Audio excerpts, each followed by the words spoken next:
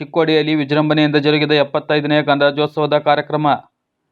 ಬೆಳಗಾವಿ ಜಿಲ್ಲೆಯ ಚಿಕ್ಕೋಡಿ ಪಟ್ಟಣದಲ್ಲಿ 75ನೇ ಗಣರಾಜ್ಯೋತ್ಸವ ಹಿನ್ನೆಲೆಯಲ್ಲಿ ಉಪವಿಭಾಗಾಧಿಕಾರಿ ಶುಭಾ ಸಂಪಗಾಮಿಯವರು ಧ್ವಜಾರೋಹಣ ನೆರವೇರಿಸಿದರು.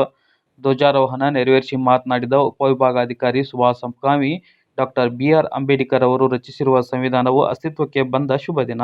ಈ ಹಿನ್ನೆಲೆಯಲ್ಲಿ ಪ್ರತಿಯೊಬ್ಬರೂ ಸಂವಿಧಾನವನ್ನು ಗೌರವಿಸುವುದು ನಮ್ಮೆಲ್ಲರ ಆದ್ಯ ಕರ್ತವ್ಯವಾಗಿದೆ ಎಂದರು.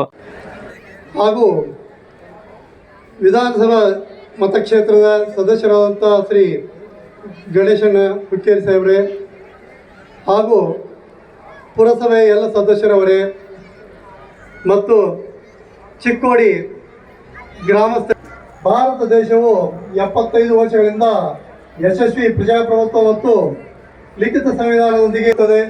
ಇದೆಲ್ಲ ನಮ್ಮ ಎಲ್ಲರ ಹೆಮ್ಮೆಯ ಸಂಗತಿ. ನಮ್ಮ ದೇಶವನ್ನು ಇಂಗ್ಲಿಷರು ಸೇರಿ ಹಲವು ಯುರೋಪಿಯನ್ನರು ಮತ್ತು ಸುಮಾರು 250ಕ್ಕೂ ಹೆಚ್ಚು ವರ್ಷಗಳ ಕಾಲ ಆಳಿದರು.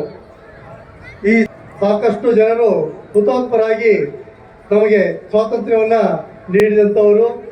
ಇದರಲ್ಲಿ ಮಹಾತ್ಮ ಗಾಂಧೀಜಿಯವರ ನೇತೃತ್ವದಲ್ಲಿ ಅಸಹಕಾರ ಚಳವಳಿ ಹಾಗೂ ಕ್ವಿಟ್ ಇಂಡಿಯಾ ಚಳವಳಿ ಹೀಗೆ ಹಲವಾರು ಹೋರಾಟಗಳು. ಬಳಿಕ ವಿಧಾನ ಪರಿಷತ್ ಸದಸ್ಯ ಗುರುಭವನ ನಿರ್ಮಾಣಕ್ಕೆ 1 ಕೋಟಿ ರೂಪಾಯಿ ಬಿಡುಗಡೆ ಮಾಡಲಾಗಿದೆ. ಶಿಕ್ಷಕರ ದಿನಾಚರಣೆದಂದು ಗುರುಭವನ ಕಟ್ಟಡ ಕಾಮಗಾರಿಗೆ ಚಾಲನೆ ನೀಡಲಾಗುವುದು ಎಂದರು. ಅಂಕ್ಲಿಕೂಟದಿಂದ ಪುರಸಭೆಯವರೆಗೂ ಅಗಲೀಕರಣಕ್ಕೆ 7 ಕೋಟಿ ರೂಪಾಯಿ ಮಂಜೂರಾಗಿದ್ದು ಶೀಘ್ರ ಕಾಮಗಾರಿಗೆ ಚಾಲನೆ ನೀಡಲಾಗುವುದು ಎಂದರು. ಮಾಡಿದಂಥ ಚಿಕ್ಕೋಡಿಯವರೇ, ಈ ಕಾರ್ಯಕ್ರಮದ ತಾಲೂಕಾ ಮಟ್ಟದ ಅಧಿಕಾರಿಗಳೇ, ಸಿಬ್ಬಂದಿ ವರ್ಗದ ದೇಶಭಾವಿಗಳೇ, ಧ್ವಜವಂದನೆ ಕಾರ್ಯಕ್ರಮವನ್ನು ನಡೆಸಿದ್ದಾರೆ. ವಿಶೇಷವಾಗಿ ಈ ಸಂದರ್ಭದಲ್ಲಿ ನಾನು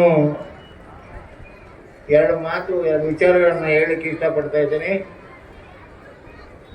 NPA ಜಾರಿ ಮಾಡಿದಂಥ ಫ್ರೀಡಮ್ ಪಾರ್ಕ್ನಲ್ಲಿ ತಮ್ಮ ಉಪೋಷಣೆಯನ್ನು ಕೊಟ್ಟಿರು. ಆವಾಗ ಕರ್ನಾಟಕ ರಾಜ್ಯದ ಸನ್ಮಾನ್ಯ ಮುಖ್ಯಮಂತ್ರಿಗಳು ಯಾವುದೇ ಪರಿಸ್ಥಿತಿಯಲ್ಲಿ ನಿಮ್ಮ ಬೇಡಿಕೆ ಏನೈತ ನಾವು ಈಡೇರಿಸ್ತೇವೆ ಅಂತೇಳಿ ಈಗ 13,000 ನೌಕರರಿಗೆ ಹಳೆ ಪಿಂಚಣಿ ಯೋಜನೆ ಬಂದಿದ್ರು. ಇಲ್ಲ, ಸುಮಾರು ಇನ್ನೂ ಸಾಕಷ್ಟು ಶಿಕ್ಷಕರು ಈ ಪಿಂಚಣಿಯಿಂದ ಹೊರಗುಳಿತಾರೋ ಅವ್ರಿಗೂ ಕೂಡ ನಮ್ಮ ಹಲವಾರು ವರ್ಷಗಳಿಂದ ಬೇಡಿಕೆ ಏನೈತಿ ಅದನ್ನು ಪೂರ್ತಿ ಮಾಡೋದನ್ನ ಈಡೇರಿಸ್ತೇವೆ ಅಂತೇಳಿ ಈ ಸಂದರ್ಭದಲ್ಲಿ ಹೇಳಿಕೆ ಇಷ್ಟಪಡ್ತಾ ಇದ್ದೀನಿ. ಎರಡನೇ ವಿಷಯ, ಚಿಕ್ಕೋಡಿ ಪಟ್ಟಣದಲ್ಲಿ ಪ್ರತಿ ಸಾರಿ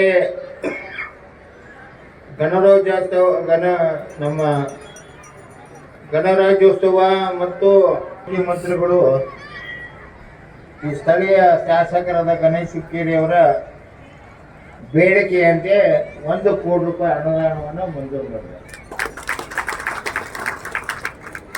ಅದಕ್ಕೆ DDP ಅವರು ಒಟ್ಟಿಗೆ ನಾನು ಬೆಳಗಾವಿಗೆ ಇರಬೇಕು, ಅದಕ್ಕೆ 1 ಕೋಟಿ ರೂಪಾಯಿ.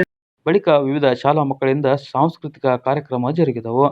ಈ ಸಂದರ್ಭದಲ್ಲಿ ಶಾಸಕ ಗಣೇಶ್ ಹುಕ್ಕೇರಿ, ತಹಶೀಲ್ದಾರ್ ಚಿದಂಬರಂ ಕುಲಕರ್ಣಿ, DYSP ಗೋಪಾಲಕೃಷ್ಣ ಗೌಡರ್, CPI ವಿಶ್ವನಾಥ್ ಚೌಗ್ಲೆ, ಪುರಸಭೆ ಮುಖ್ಯ ಅಧಿಕಾರಿ, ಪುರಸಭೆ ಮಾಜಿ ಅಧ್ಯಕ್ಷ ಪ್ರವೀಣ್ ಕಾಂಬ್ಳೆ, ಉಪಾಧ್ಯಕ್ಷ ಸಂಜಯ್ ಕವಟಗಿಮಠ್, ಪುರಸಭೆ ಸದಸ್ಯರಾದ ರಾಮಾ ಮನೆ, ಗುಲಾಬ್ ಹುಸೇನ್, ಭಗವಾನ್, ಇರ್ಫಾನ್ ಬೆಪಾರಿ, ವಿಶ್ವನಾಥ್, ಸಂದೀಪ್ ಶೇರ್ಖಾನೆ, ಬಾಬು ಮಿರ್ಜೆ, PA ಸೇರಿದಂತೆ ಅನೇಕರು ಉಪಸ್ಥಿತರಿದ್ದರು.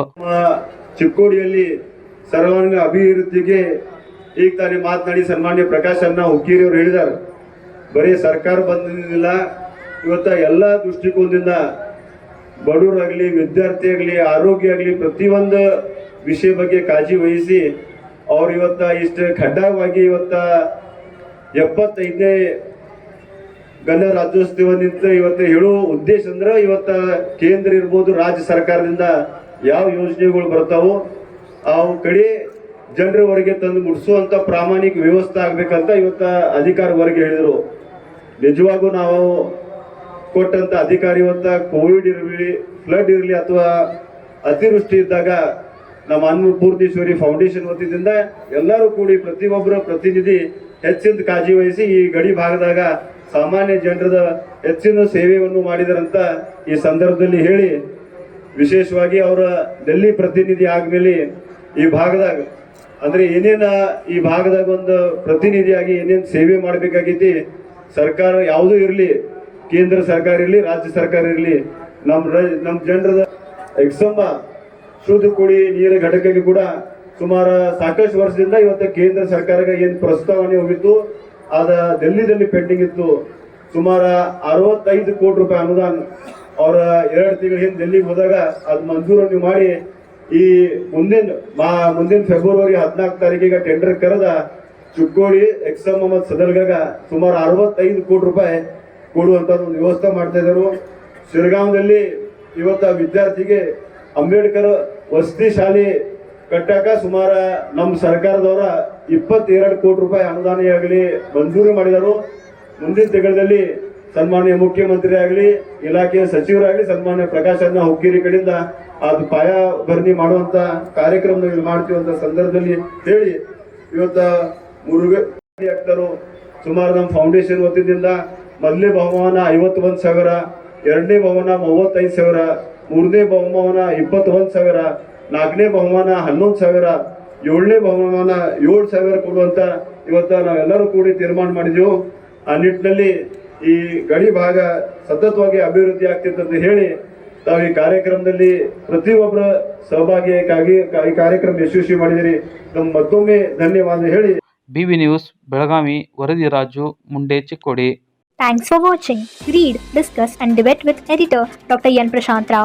Wanted reporters in print, digital and visual media for Bharat Vaibhav Daily Newspaper, BV News Channel and BV Fast Web News from all the talukas of Karnataka. If interested, send your